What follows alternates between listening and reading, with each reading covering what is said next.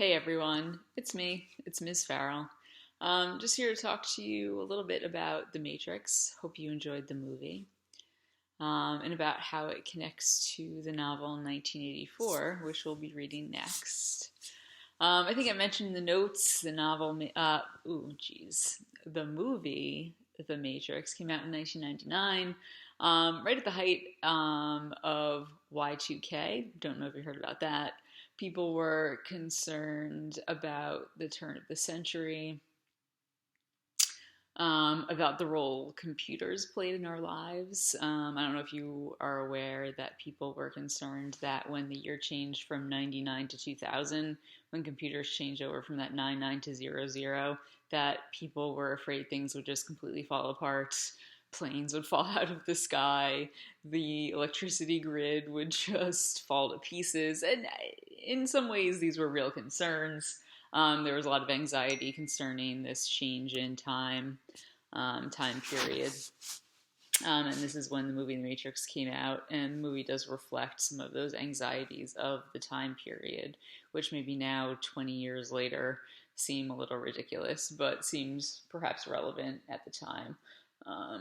The amount of faith we put in computers, in machines, and that's reflected here in this movie. And we've only put more faith into machines, I think, now in the year 2020. So I did post a sheet with some information about dystopias. The world in The Matrix is a dystopia. The world in 1984 is a dystopia. And if we're talking about a dystopia, maybe we should talk about what a utopia is. A utopia is the opposite. And a utopia is a place that is ideal, that is perfect in terms of maybe politics, laws, conditions. Everything is wonderful in a utopia. And we read nothing utopian in English class. Things in 1984 and The Matrix are dystopian, and you have a definition for that on this sheet that I posted for you. And frequently, a dystopia is a futuristic universe. Maybe it's not that far into the future, but it is futuristic in some way. When Orwell wrote 1984 was the future. A dystopia is an imagined universe, and usually there's some sort of oppressive societal control going on. And there is this illusion of a perfect society within a dystopia. And we see that in The Matrix. When Neo is in The Matrix, there's this illusion of a perfect society, and we'll see that in 1984. And this illusion is maintained through either corporate, bureaucratic, technological, moral, or totalitarian control. We see it through mainly technological control in The Matrix, and we'll see, or we'll at least explore what we see in 1984. And really, dystopias, through an exaggerated worst case scenario, make a criticism about a current trend, societal norm, or political system. Didn't turn my phone off. And we see that in The Matrix. It's exaggerated. It's a worst case scenario. Neo is stuck in the Matrix. He has to be removed. And, The Matrix makes various criticisms, whether it's about our reliance on machines or various other things, maybe that don't necessarily have to do with English class. Maybe you picked those things out on your own. If we were in class, maybe we talk about them. There are various characteristics of a dystopian society. They are listed here on the sheet. You can read them on your own. I'm not going to read them out loud for you since this is a video and that would be brutal. There are different types of dystopian controls that are listed here: corporate, bureaucratic, technological, and philosophical controls. And there are some examples listed here. I don't know if you've seen any of these movies that are examples, except maybe for The Matrix, if you watched it. And it does talk about the dystopian protagonist, and we see that in Neo in The Matrix. And we'll see that in Winston Smith in 1984. And dystopian protagonist feels trapped and they're trying to escape.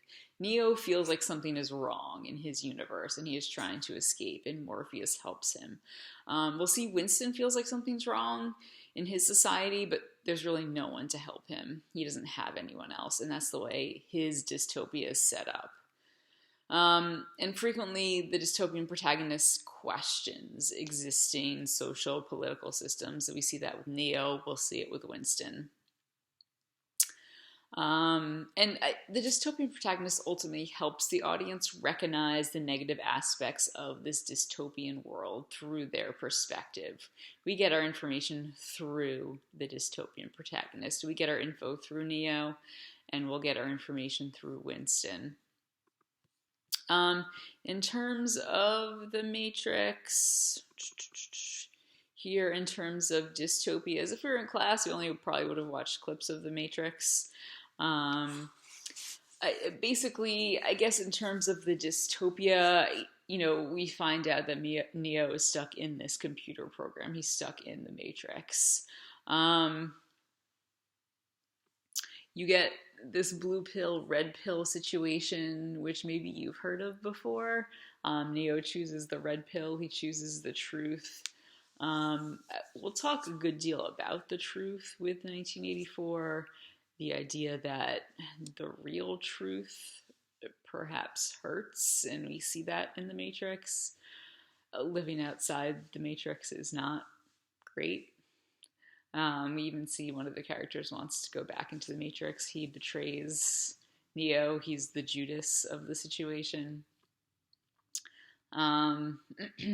Neo is reborn in the movie, and we see that when he is in that slime. That's another religious part of the movie itself. And Neo does wind up persevering and becoming the one, realizing his true purpose at the end of the Matrix. And again, his name is an anagram, for the one, Neo. And there are many religious allusions here in this movie with Trinity, with Morpheus. And he is supposedly the one that will save humankind from the Matrix, from the machines. There are 2 other movies after this one, which I feel are not as good.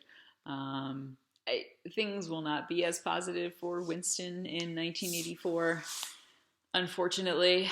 But we'll see how things go for him as our dystopian protagonist. I hope you enjoyed The Matrix. It's one of my favorite movies. But, me watching it in 1999, I'm not sure what it's like for you watching it in the year 2020. That's where we are now, 2020, right? That's what I have for you with this. Hope you're doing well. And until next time, see ya.